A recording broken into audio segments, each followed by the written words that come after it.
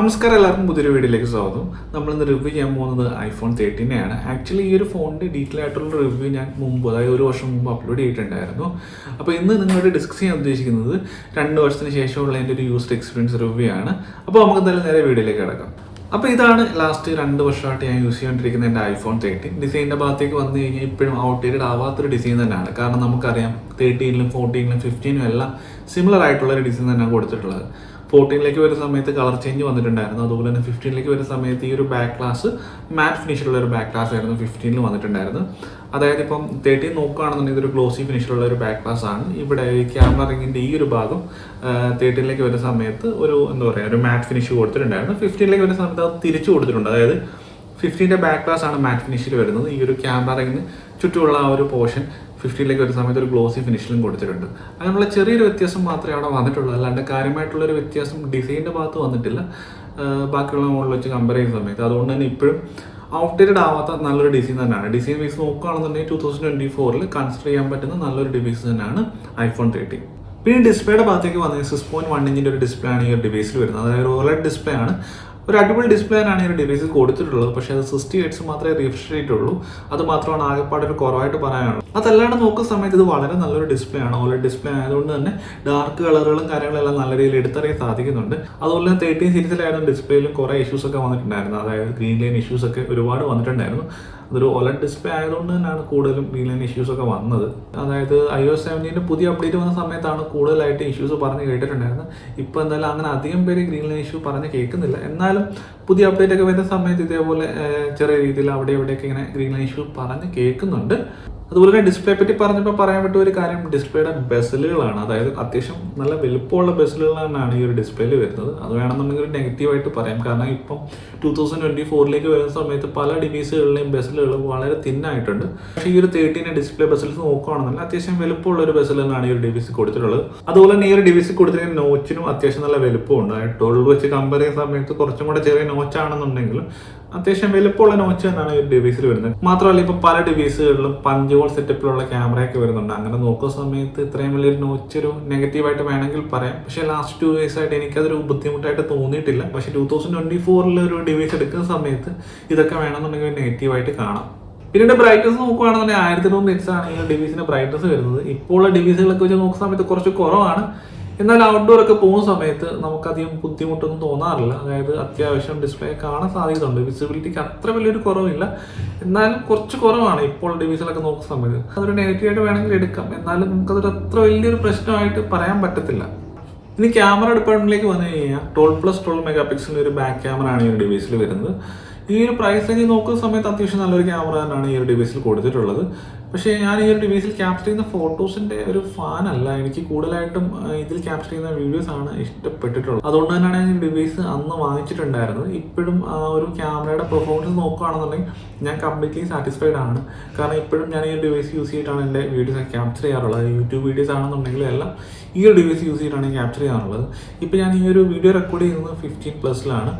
അപ്പം എനിക്ക് അധികം വലിയൊരു ഡിഫറൻസ് തോന്നിയിട്ടില്ല ഈ 2 ഡിവൈസുകൾ തമ്മിൽ കമ്പയർ ചെയ്യുന്ന സമയത്ത്. പിന്നെ 2 ഡിവൈസുകളിൽ സിനിമാറ്റിക് മോഡ് വരുന്നുണ്ട്. പക്ഷേ 13-ലേക്ക് വരുന്ന സമയത്ത് സിനിമാറ്റിക് മോഡ് നമുക്ക് ഫുൾ HD മാത്രമേ റെക്കോർഡ് ചെയ്യാൻ സാധിക്കത്തുള്ളൂ. പക്ഷേ ഇത് 15-ലേക്ക് വരുന്ന സമയത്ത് സിനിമാറ്റിക് മോഡിൽ നമുക്ക് 4K വീഡിയോസ് ഒക്കെ എടുക്കാൻ സാധിക്കും.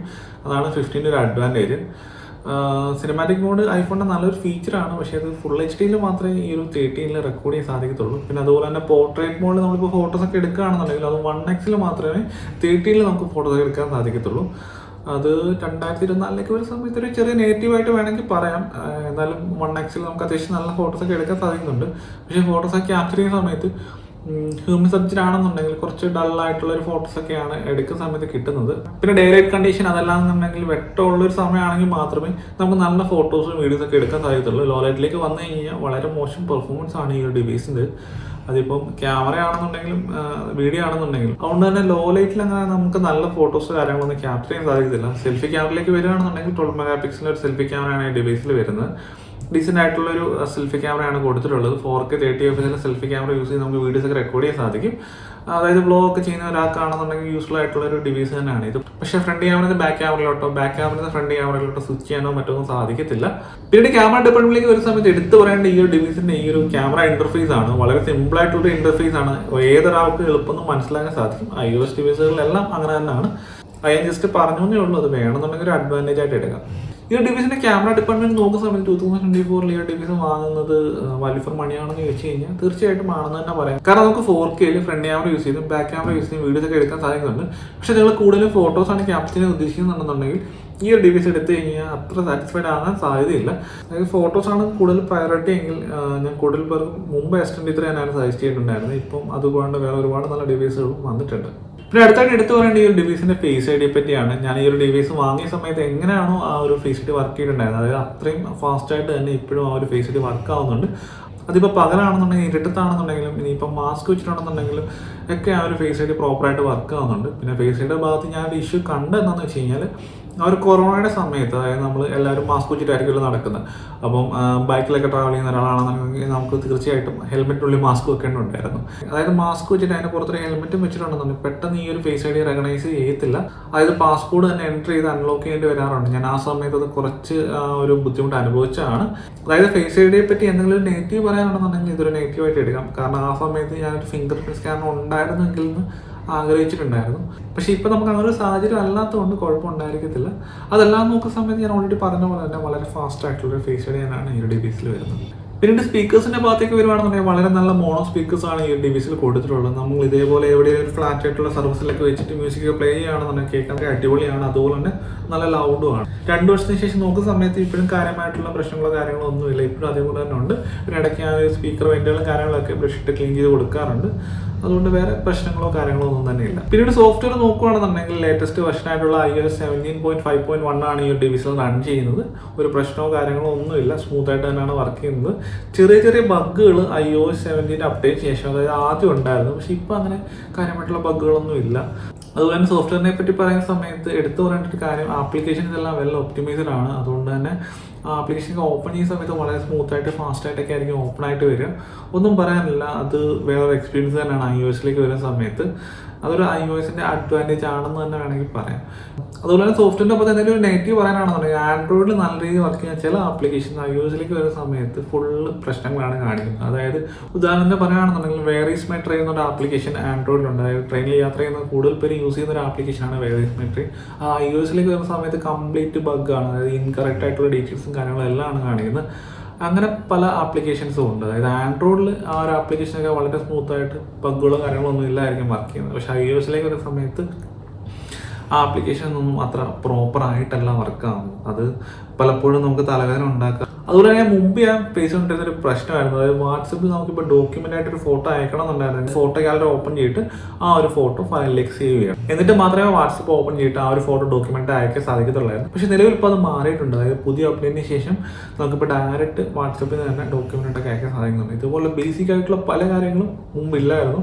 പക്ഷേ iOS 17 അപ്ഡേറ്റിന് ശേഷം അങ്ങനെ ഒരുപാട് മാറ്റങ്ങൾ വന്നിട്ടുണ്ട്. പിന്നെ ഈ ഒരു ഡിവൈസ് ലോഞ്ച് ചെയ്തത് 2021 ഇതിപ്പോൾ ഒരു 3 വർഷത്തോളമായി. എങ്ങനെ പോയാലും ഇനിയും നമുക്ക് 2 വർഷത്തോളം ഈ ഒരു ഡിവൈസിൻ്റെ അപ്ഡേറ്റുകളും കാര്യങ്ങളും എല്ലാം ലഭിക്കും. പിന്നീട് പെർഫോമൻസിൻ്റെ ഭാഗത്തേക്ക് വന്നു കഴിഞ്ഞാൽ A15 ചിപ്പാണ് ഈ ഒരു ഡിവൈസിൽ വരുന്നത്. 40-ലും സെയിം ചിപ്സെറ്റ് തന്നെ ആയിരുന്നു. പെർഫോമൻസിൻ്റെ ഭാഗത്തേക്ക് ഒന്നും പറയാനില്ല. വളരെ നല്ല പെർഫോമൻസാണ് നിലവിൽ ഇപ്പോഴും ഈ ഒരു ഡിവൈസിൽ കിട്ടുന്നത്. അതായത് ഈ ഒരു ഡിവൈസ് യൂസ് ചെയ്യുന്ന സമയത്ത് 2 വർഷം പഴക്കമുള്ളൊരു ഡിവൈസാണെന്ന് എനിക്ക് ഇതുവരെ ഫീൽ ചെയ്യാറില്ല. മേടിച്ച സമയത്ത് എങ്ങനെയായിരുന്നു പെർഫോമൻസ് ഉണ്ടായിരുന്നു അതേപോലെ ഇപ്പോഴും ആ ഒരു പെർഫോമൻസ് കിട്ടുന്നുണ്ട്. ഇപ്പോൾ ഗെയിമിങ്ങിലേക്ക് വന്നു കഴിഞ്ഞാൽ ക്യാഷ്വലായിട്ട് ഗെയിം കളിക്കുന്ന ഒരാളാണ്. എന്നാലും ഗെയിമിങ്ങിലും കാര്യമായിട്ടുള്ള ഒരു പെർഫോമൻസ് ഡ്രോപ്പോ കാര്യങ്ങളോ ഒന്നും തന്നെ സംഭവിച്ചിട്ടില്ല. ബട്ടർ സ്മൂത്ത് എന്നൊക്കെ പറയാം. അതായത് 60 FPS മാത്രമേ നമുക്ക് ഗെയിമിങ് ചെയ്യാൻ സാധിക്കത്തുള്ളൂ. അത് എല്ലാവർക്കും അറിയുന്നൊരു കാര്യമാണ്. ഇപ്പോൾ 15ലേക്ക് വരെ വന്നാൽ പോലും 60 FPS മാത്രമേ നമുക്ക് ഗെയിം കളിക്കാൻ സാധിക്കത്തുള്ളൂ. അത് മാത്രമേ ഒരു നെഗറ്റീവായിട്ട് പറയാൻ സാധിക്കത്തുള്ളൂ. 2024 50,000 രൂപ കൊടുത്ത് വാങ്ങുന്നൊരു ഫോണിൽ 60 FPS എന്നുള്ളൊരു നെഗറ്റീവായിട്ട് പറയാം. അതല്ലാണ്ട് പെർഫോമൻസിൻ്റെ ഭാഗത്ത് വേറെ പ്രശ്നങ്ങളോ കാര്യങ്ങളൊന്നും ഇല്ല. അതായത് നിങ്ങൾ കൂടുതലായിട്ടും ഗെയിമിംഗ് ഒക്കെ നോക്കുന്ന ഒരാളാണെന്നുണ്ടെങ്കിൽ, അതായത് 60 FPS മുകളിൽ വേണമെന്നുണ്ടെന്നുണ്ടെങ്കിൽ ഈ ഒരു ഡിവൈസ് വാങ്ങാതിരിക്കും നല്ലത്. ഒന്നുകിൽ പ്രോ മോഡലിലേക്ക് പോകാം. അതല്ലാതെ തന്നെ വേറെ ഒരുപാട് നല്ല ആൻഡ്രോയിഡ് ഡിവൈസുകൾ ഇന്ന് മാർക്കറ്റിൽ അവൈലബിൾ ആണ്. അതിലേക്ക് പോകുന്നതായിരിക്കും നല്ലത്. അതെല്ലാം 60 FPS നിങ്ങൾ ഓക്കെ ആണെന്നുണ്ടെങ്കിൽ തീർച്ചയായിട്ടും കൺസിഡർ ചെയ്യാൻ പറ്റുന്ന ഒരു ഡിവൈസ് തന്നെയാണിത്. പെർഫോമൻസ് ആയിട്ട് ഒന്നും പറയാനില്ല. കാരണം ഈ 2 വർഷത്തിനിടെ ഞാൻ ഇന്നേ വരെ ഈ ഒരു ഡിവൈസ് ഒന്ന് റീസ്റ്റാർട്ട് ചെയ്യുകയോ അങ്ങനൊന്നും ചെയ്തിട്ടില്ല. അതായത് ഇപ്പോൾ സാംസങ്ങിലേക്ക് വന്നാൽ പോലും അവരുടെ ഫ്ലാഷി ഡിവൈസുകൾ പലപ്പോഴും ഹാങ് ആവാറും അങ്ങനെ ഒരുപാട് ഇഷ്യൂസൊക്കെ കാണിക്കാറുണ്ട്. എപ്പോഴും കാണിക്കാറില്ലെന്നുണ്ടെങ്കിൽ ഇടയ്ക്ക് എപ്പോഴെങ്കിലും അവർ കാണിച്ചിട്ടുണ്ടാവും. അതായത് അവരുടെ ഒരു 2 വർഷത്തെ യൂസർ എക്സ്പീരിയൻസ് എടുക്കുകയാണെന്ന് തീർച്ചയായിട്ടും ഞാൻ ഒരുപാട് പേരോട് ചോദിച്ചിട്ടുണ്ട്, സംസാരിച്ചിട്ടുണ്ട്. അങ്ങനെ ഒരു ഇഷ്യൂ അവരും ഫേസ് ചെയ്തിട്ടുണ്ട്. അങ്ങനെ നോക്കുന്ന സമയത്ത് ഇന്നാണ് എനിക്ക് ഈ ഒരു ഡിവൈസിൽ അങ്ങനെ ഒരു പ്രശ്നങ്ങളോ കാര്യങ്ങളോ ഒന്നും ഉണ്ടായിട്ടില്ല. പിന്നെ ശരിയാണ്, iOS 17 അപ്ഡേറ്റിന് ശേഷം ഒരുപാട് ബഗ്ഗുകളൊക്കെ വന്നിട്ടുണ്ടായിരുന്നു, എന്നാലും അതൊരു പെർഫോമൻസിനെ ബാധിക്കുന്ന രീതിയിലേക്ക് വന്നിട്ടില്ല. പിന്നെ അതുപോലെ തന്നെ അധികം ഹീറ്റിങ്ങോ കാര്യങ്ങളോ ഒന്നും ഇതുവരെ എനിക്ക് ഫീൽ ചെയ്തിട്ടില്ല. നമ്മൾ ഒരുപാട് നേരം ഇപ്പം സിനിമാറ്റിക് മോഡിലേക്ക് ക്യാമറ യൂസ് ചെയ്ത് വീഡിയോ റെക്കോർഡ് ചെയ്യുകയാണെന്നുണ്ടെങ്കിൽ ഒരു 1 hour ഒക്കെ അത്ര നേരമൊക്കെ എന്തായാലും വീഡിയോ റെക്കോർഡ് ചെയ്യുകയാണെന്നുണ്ടെങ്കിൽ ഫോൺ ഹീറ്റ് ആവും. അതുപോലുള്ള നോർമൽ ആയിട്ടുള്ള ഹീറ്റിംഗ് മാത്രമേ ഈ ഡിവൈസിൽ ഉണ്ടാവാറുള്ളൂ. പിന്നെ ബാറ്ററി ഡിപ്പാർട്ട്മെന്റിലേക്ക് വന്നു കഴിഞ്ഞാൽ 2 വർഷത്തിന് ശേഷം എനിക്ക് ഇപ്പോഴും 87% ബാറ്ററി ഹെൽത്ത് ഉണ്ട് ഈ ഡിവൈസിന്. അതായത് 20 വാട്ടിന്റെ ചാർജറാണ് ഈ ഡിവൈസിനോട് വരുന്നത്. അത് യൂസ് ചെയ്യുന്നതാണ് ഞാൻ ഈ ഡിവൈസ് ചാർജ് ചെയ്യാറുള്ളത്. പക്ഷേ കൂടുതൽ സമയത്തും ഞാൻ ചാർജർ യൂസ് ചെയ്യാറില്ല. അതായത് ഞാൻ വർക്ക് ചെയ്യുന്ന സമയത്തായിരിക്കും ഈ ഒരു ഡിവൈസ് ചാർജ് ചെയ്യാറുള്ളത്. അതായത് ലാപ്പിൽ തന്നെ സി ടൈപ്പ് പോർട്ട് ഉണ്ട്, അത് കണക്ട് ചെയ്തിട്ടാണ് മിക്കവാറും ഈ ഒരു ഡിവൈസ് ഞാൻ ചാർജ് ചെയ്യാറുള്ളത്. പിന്നെ 3240 mAh ഒരു ബാറ്ററി മാത്രമാണ് ഈ ഒരു ഡിവൈസിൽ ഇടുന്നത്. വളരെ ചെറിയൊരു ബാറ്ററിയാണ്. അതായത് ഈ ഒരു ഡിവൈസ് ഞാൻ പർച്ചേസ് ചെയ്യുന്ന സമയത്ത് നമുക്ക് ഒരു ദിവസം ഒരു ഫുൾ ഡേ എന്തായാലും ചാർജ് നിൽക്കുമായിരുന്നു. പക്ഷേ ഇപ്പോൾ ഒരു 2 വർഷം കഴിഞ്ഞു ഞാൻ പറഞ്ഞല്ലോ, അതായത് ബാറ്ററി ഹെൽത്തും കുറഞ്ഞ 90 എബോ ഉള്ള സമയത്ത് ശരിയാണ് എനിക്കൊരു 1 ഡേ ഫുൾ കിട്ടുമായിരുന്നു. ഇപ്പോൾ പക്ഷേ നമ്മളിപ്പോൾ രാവിലെ ചാർജ് ചെയ്ത് കഴിഞ്ഞാൽ ഒരു ഈവനിങ് വരെ കിട്ടുന്നുള്ളൂ. ചെറിയ ഡ്രോപ്പ് ഉണ്ടായിട്ടുണ്ട്, കാര്യമായിട്ടുള്ള ഡ്രോപ്പ് ഫീൽ ചെയ്യുന്നില്ല, ചെറിയ ഡ്രോപ്പ് ഉണ്ടായിട്ടുണ്ട്. പക്ഷെ നമ്മൾ മുമ്പ് എന്താ പറയുക, ഒരുപാട് ഹെവി ആയിട്ട് യൂസ് ചെയ്യുകയാണെന്നുണ്ടെങ്കിൽ ഒരു ദിവസം ചിലപ്പം നമുക്കൊരു 1-2 ചാർജിങ്ങിൻ്റെ ഒക്കെ ആവശ്യം വരത്തുള്ളായിരുന്നു. പക്ഷെ ഇപ്പം നല്ല രീതിയിൽ ഹെവി ആയിട്ടൊക്കെ യൂസ് ചെയ്യുകയാണെന്നുണ്ടെങ്കിൽ ഒരു 3 ചാർജിങ് വരെ പോകാറുണ്ട്. അതുപോലെ തന്നെ ചാർജ് ചെയ്യാൻ എടുക്കുന്ന ടൈം ഏകദേശം 1 to 1.5 hour ചാർജ് ചെയ്യാൻ എടുക്കുന്നുണ്ട്. ഞാൻ ഓൾറെഡി പറഞ്ഞ 20 വാട്ടിൻ്റെ ചാർജറാണ് ഈ ഡിവൈസിൽ വരുന്നത്. അപ്പോൾ 1 to 1.5 hour ആണ് യൂഷ്വലി എടുക്കാറുള്ളത്. പക്ഷെ അത് നോക്കുന്ന സമയത്ത് അതൊരു നെഗറ്റീവായിട്ട് വേണമെങ്കിൽ എടുക്കാം. പക്ഷെ ഞാനിപ്പോൾ യൂസ് ടു ആയതുകൊണ്ട് തന്നെ എനിക്കതൊരു പ്രശ്നമായിട്ട് ഫീൽ ചെയ്യാറില്ല. അതായത് നമുക്കിപ്പോൾ എവിടെയെങ്കിലും അത്യാവശ്യമായിട്ട് പോകണം, ഫോൺ എടുത്ത് നോക്കുന്ന സമയത്ത് ഒരു 20% അതല്ലാതെ 30% ചാർജ് ഉണ്ടെന്നുണ്ടെങ്കിൽ നമുക്കൊരു ഫാസ്റ്റ് ചാർജർ ഇല്ലാത്തതിൻ്റെ ഒരു ബുദ്ധിമുട്ട് അവിടെ ഫീൽ ചെയ്യും. കാരണം ഞാൻ ഓഫീസിൽ പോകാൻ വേണ്ടി രാവിലെ റെഡി ആവുന്ന സമയത്തായിരിക്കും ഇത് ചാർജ് ചെയ്യാൻ കുത്തിയിടുന്നത്. അപ്പം കുത്തിയിട്ടതിന് ശേഷം ഒരു 100% വരെ ആകാൻ ഞാൻ സമ്മതിക്കാത്തതല്ല. കാരണം ഇറങ്ങാൻ ടൈം ആകുമ്പോഴത്തേക്ക് ഏകദേശം ഒരു 90 അല്ലെങ്കിൽ ഒരു 85 ഒക്കെ ആവാറുള്ളൂ. അതുകൊണ്ടാണെന്ന് തോന്നുന്നു ഇപ്പോഴും എനിക്ക് ഈ ഒരു ഡിവൈസിന് 87 ബാറ്ററി ഹെൽത്ത് കിട്ടുന്നത്. പിന്നെ വർക്ക് ഫ്രം ഹോം ഒക്കെ ആയതിനു ശേഷം ഞാൻ ചാർജറല്ല യൂസ് ചെയ്യാറുള്ളത്. ഞാൻ ഓൾറെഡി പറഞ്ഞ പോലെ തന്നെ കേബിൾ യൂസ് ചെയ്ത് ലാപ്പിൽ കണക്ട് ചെയ്തിട്ടാണ് ചാർജ് ചെയ്യാറുള്ളത്. അതും ഒരു 70 അല്ലെങ്കിൽ ഒരു 80 ഒക്കെ ആവുന്ന സമയത്ത് എടുക്കാറുണ്ട്. നമ്മൾ മനഃപൂർവ്വം എടുക്കുന്നതല്ല, ചിലപ്പം ആ ഒരു സമയത്ത് എന്തെങ്കിലും ആവശ്യത്തിന് എടുക്കുന്നതായിരിക്കും. അങ്ങനെയാണ് ചാർജ് ചെയ്യാറുള്ളത്. പിന്നെ 2024 ഈ ഡിവൈസിന്റെ ബാറ്ററി ഡിപ്പാർട്ട്മെന്റ് നോക്കുകയാണെന്നുണ്ടെങ്കിൽ ഓക്കെ എന്ന് പറയാം. iOS ഡിവൈസ് ആണ് നിങ്ങൾ നോക്കുന്നുണ്ടെങ്കിൽ തീർച്ചയായിട്ടും അത്യാവശ്യം കുഴപ്പമില്ലാതെ ബാക്കപ്പ് തന്നെയാണ് ലഭിക്കുന്നത്. അതായത് 12 പോയി കഴിഞ്ഞാൽ വളരെ ശോഭമാണ്. അത് വെച്ച് നോക്കുന്ന സമയത്ത് 13 ഒരുപാട് ബെറ്റർ ആണ്.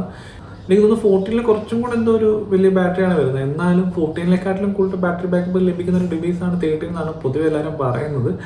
പിന്നെ 15 വന്നു കഴിഞ്ഞാൽ അവിടെ ചെറിയൊരു വ്യത്യാസം മാത്രമേ വന്നിട്ടുള്ളൂ, അല്ലാണ്ട് കാര്യമായിട്ടുള്ള വ്യത്യാസമൊന്നും അവിടെയും വന്നിട്ടില്ല. അപ്പോൾ നിങ്ങളൊരു iOS ഡിവൈസാണ് നോക്കുന്നുണ്ടെങ്കിൽ ഈ ഒരു ഡിവൈസിൻ്റെ ബാറ്ററി വളരെ നല്ലത് തന്നെയാണ്. 2024 തീർച്ചയായിട്ടും കൺസിഡർ ചെയ്യാൻ പറ്റുന്ന ഒരു ഡിവൈസ് തന്നെയാണ്. പിന്നെ ബാറ്ററി ഒരു പ്രശ്നമാണെന്നുണ്ടെങ്കിൽ തീർച്ചയായിട്ടും നിങ്ങൾ പ്ലസ് മോഡലുകളിലേക്കാണ് പോകേണ്ടി വരും. അതായത് 14+ഓ 15+ഓ കൺസിഡർ ചെയ്യേണ്ടി വരും. അതല്ലാണ്ട് നോക്കുന്ന സമയത്ത് ബാറ്ററി ഡിപ്പാർട്ട്മെന്റിൽ ഈ ഒരു ഡിവൈസ് ഓക്കെയാണ്.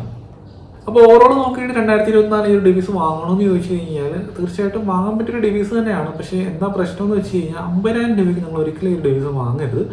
എന്തായാലും ഇനിയിപ്പോൾ ഓഫറുകളും കാര്യങ്ങളൊക്കെ ഉടനെ തന്നെ വരും. അതായത് iPhone 16 ലോഞ്ചിന് ശേഷം നല്ല ഓഫേഴ്സും കാര്യങ്ങളൊക്കെ വരാൻ സാധ്യതയുണ്ട്. ആ സമയത്ത് നിങ്ങൾ തീർച്ചയായിട്ടും പർച്ചേസ് ചെയ്യാൻ ശ്രമിക്കുക. അതായത് ഏകദേശം ഒരു 40,000 രൂപയൊക്കെ ഈ ഒരു ഡിവൈസ് കിട്ടാൻ സാധ്യതയുണ്ട്. ഇനിയിപ്പോൾ ബിഗ് ബില്യൺ സെയിലൊക്കെ വരുന്ന സമയത്താണെന്നുണ്ടെങ്കിൽ ഏറ്റവും കൂടുതൽ സെയിലാകാൻ പോകുന്നൊരു ഡിവൈസ് ആയിരിക്കും ഇത്. ആ സമയത്ത് നിങ്ങൾക്ക് ഒരു 40,000 രൂപയ്ക്കോ അല്ല അതിൽ താഴേക്ക് ഈ ഡിവൈസ് വാങ്ങാൻ സാധിക്കും. അതായത് കഴിഞ്ഞ വർഷം ഏറ്റവും കുറഞ്ഞ എനിക്ക് തോന്നുന്നു 40,000 രൂപ എന്തായിരുന്നു ഈ ഡിവൈസിൻ്റെ പ്രൈസ് വന്നിട്ടുണ്ടായിരുന്നു.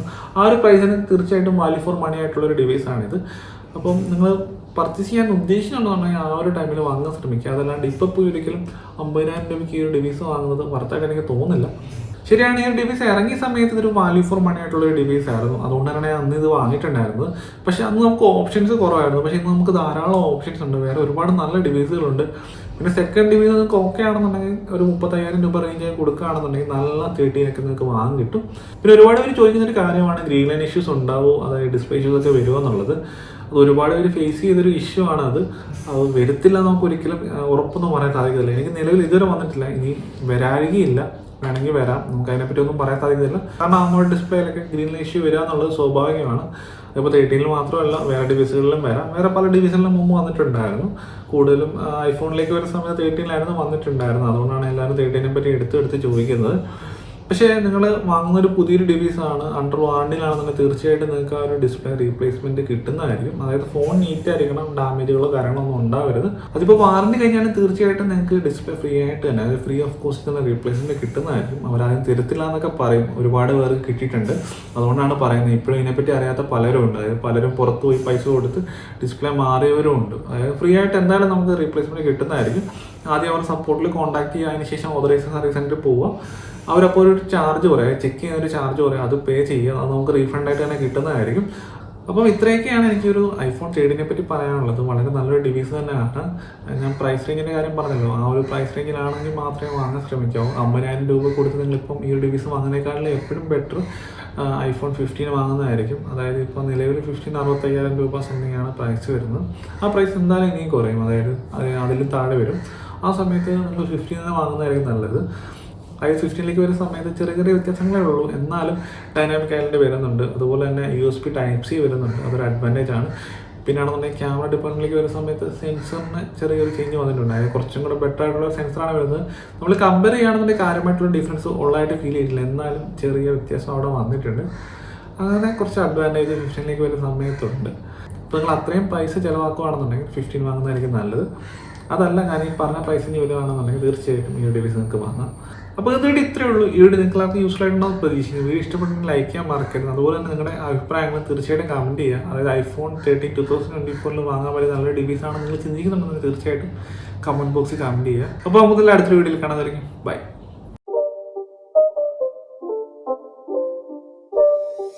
It's not a game, it's a rich thing.